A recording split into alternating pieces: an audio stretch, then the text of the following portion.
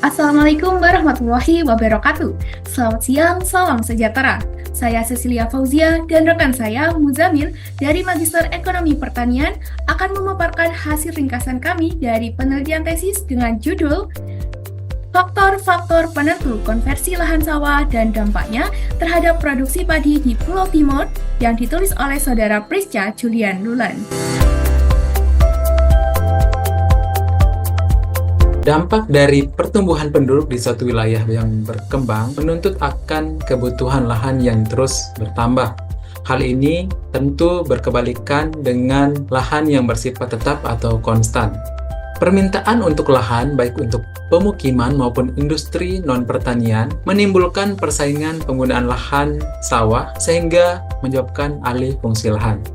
Alih fungsi lahan, terkhususnya lahan sawah ke non-sawah secara terus-menerus mengakibatkan terjadinya penurunan luas lahan sawah yang juga akan berdampak langsung pada produktivitas lahan.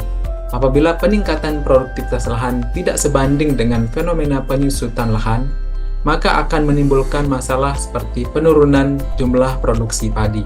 Hal ini akan berdampak pada swasembada pangan di Pulau Timor.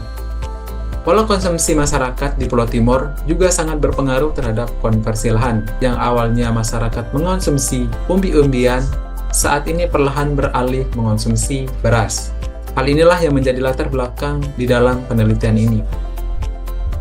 Adapun tujuan penelitian ini adalah mengetahui faktor-faktor yang mempengaruhi konversi lahan sawah di Pulau Timor. Jenis data yang digunakan dalam penelitian ini adalah data sekunder, yaitu berupa data kuantitatif yang meliputi data time series dalam kurun waktu 10 tahun, yaitu dari tahun 2005 hingga 2014. Next. Adapun variabel pada penelitian ini diantaranya variabel Y yaitu konversi lahan, kemudian variabel X atau variabel independen diantaranya jumlah penduduk sebagai X1, PDRB real sektor non-pertanian sebagai X2, tenaga kerja pertanian sebagai X3, luas lahan bangunan sebagai X4, jumlah industri sebagai X5, dan panjang jalan sebagai X6.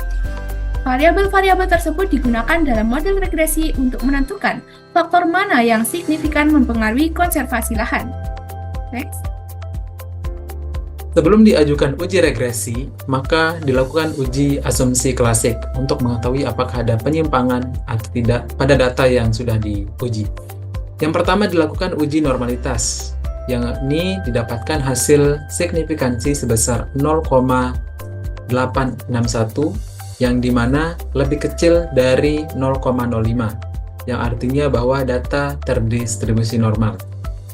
Yang kedua, dilakukan juga uji autokorelasi, di mana didapatkan nilai DW sebesar 3,124, yang artinya bahwa data kemungkinan mengalami gejala autokorelasi, sehingga perlu dilakukan uji lanjut dan dilakukan uji lanjut dengan run test, sehingga didapatkan hasil signifikansi sebesar 0,977, yang artinya bahwa nilai tersebut lebih besar dari 0,05, yang artinya data bebas dari gejala autokorelasi.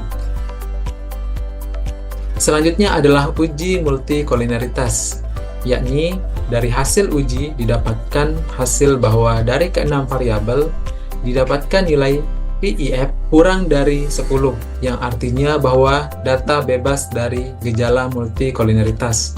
Selanjutnya yang terakhir adalah uji heterokedastisitas, yang dimana dari 6 variabel didapatkan hasil nilai signifikansi lebih besar dari 0,05, yang artinya bahwa data bebas dari gejala heterokedastisitas. Dilanjutkan analisis regresi linear berganda.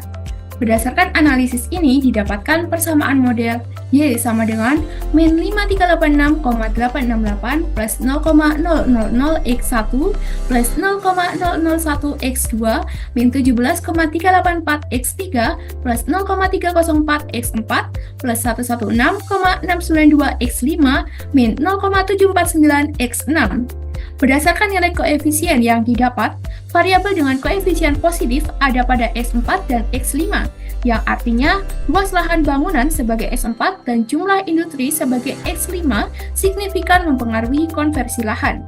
Jika kita lihat dari hasil uji signifikansi, menunjukkan bahwa X4 signifikan pada taraf kepercayaan 99%, X5 signifikan pada taraf kepercayaan 95%, sedangkan variabel lain tidak signifikan. Jika kita lihat dari adjusted R kuadrat dengan nilai 0,915, artinya 91,5% variasi dalam konversi lahan sawah di Pulau Timur dapat dijelaskan oleh variabel independen dalam model ini. Sisanya 8,5% dijelaskan oleh faktor lain di luar model. F hitung didapatkan nilai 17,193 yang artinya model regresi signifikan secara keseluruhan. Next. Berdasarkan analisis tersebut, dapat kita simpulkan bahwa jumlah penduduk, PDRB real sektor pertanian, tenaga kerja sektor pertanian, dan panjang jalan tidak berpengaruh signifikan terhadap konversi lahan sawah, sedangkan luas lahan bangunan dan jumlah industri berpengaruh signifikan terhadap konversi lahan sawah. Berikut literatur yang kami gunakan untuk menelaah penelitian tesis ini. Sekian presentasi kami. Terima kasih. Wassalamualaikum warahmatullahi wabarakatuh.